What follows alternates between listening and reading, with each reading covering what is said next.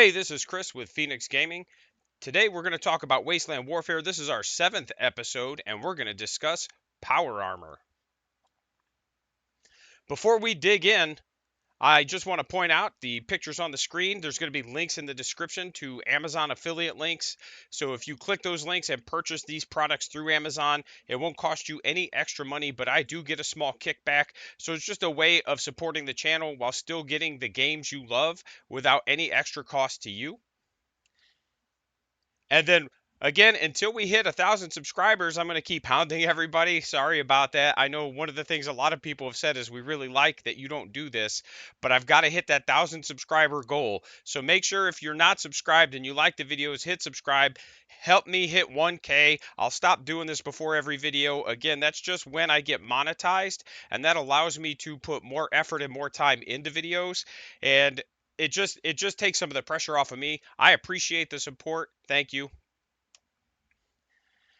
We're going to do a quick overview, but before we do, at the bottom, I am going to post an updated link. There's going to be a link to a PDF. It'll actually be to a website with a downloadable PDF to my Google Drive.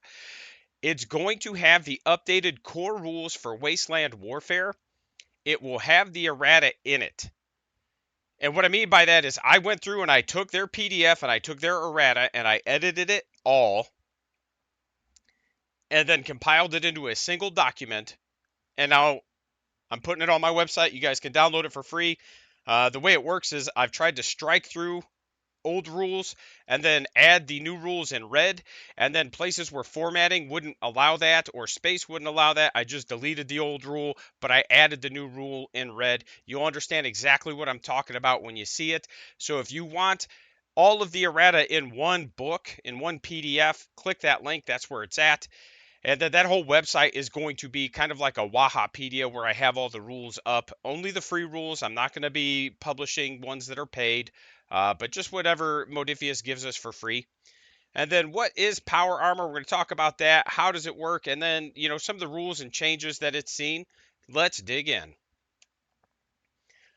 Power armor is really some of the most powerful armor in the game, and it usually comes with some sort of stat bonus. Like you can see if you're watching on the right, we have a Paladin Brotherhood of Steel card. If you're listening, it gives a +3 strength bonus and a +4 endurance bonus in addition to all of its armor ratings. Most power armor, but not necessarily all, has strong armor, which we talked about in our armor segment.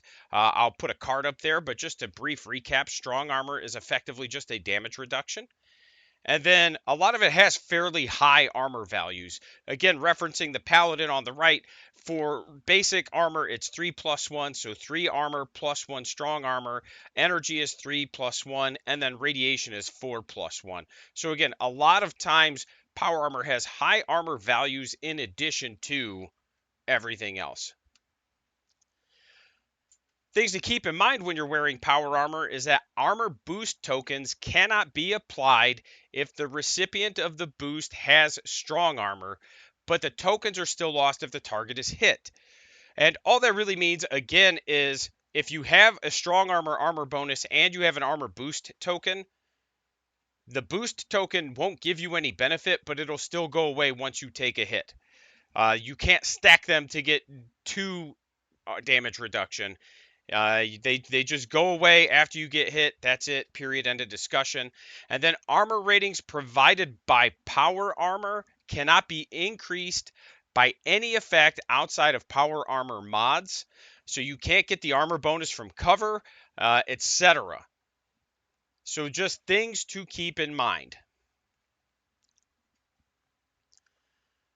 Power armor also degrades or brackets if you come from a 40k AOS background like I do. It has a damage bracket, it degrades. When a model that is wearing power armor takes damage, the damage tokens are actually placed on the power armor card, not the unit card. And you do that until the power armor has taken an amount of damage equal to the armor's endurance bonus. And then once that's happened, you're going to flip the power armor card and you'll see the green side is your base side and then the yellow side is your degraded side. So once it's taken that damage, you're going to flip that power armor card to the yellow side. So if you have a power armor bonus, again, if you're watching, there's an example on the screen.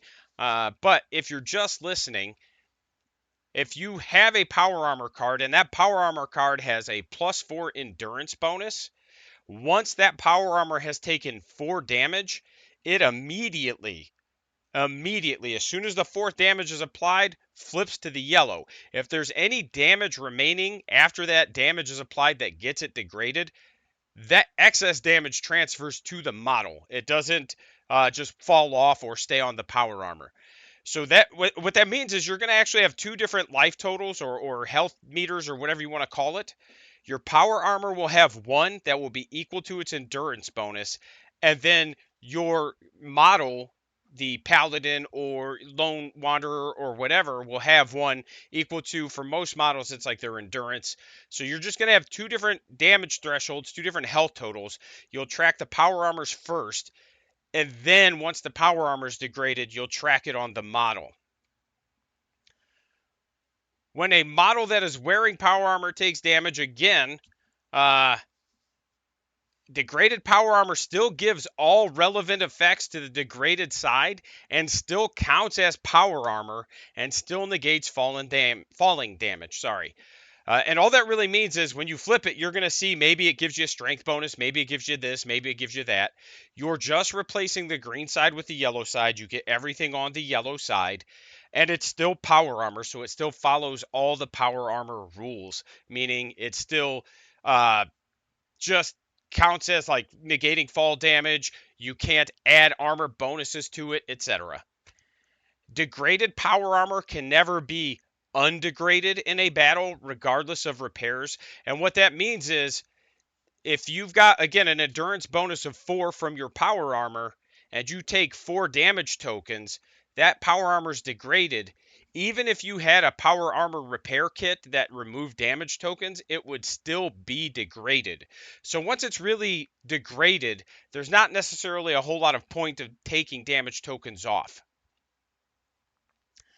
That being said, if it takes 2 damage and you use a power armor repair kit and it hasn't been degraded, then you could actually prevent it from becoming degraded by healing the damage that's on the power armor. Another thing to keep in mind is that poison damage is placed on the user and not the power armor. Before we dig into what's next, some things I want to tell you guys. There's a lot of points of contention regarding how power armor works.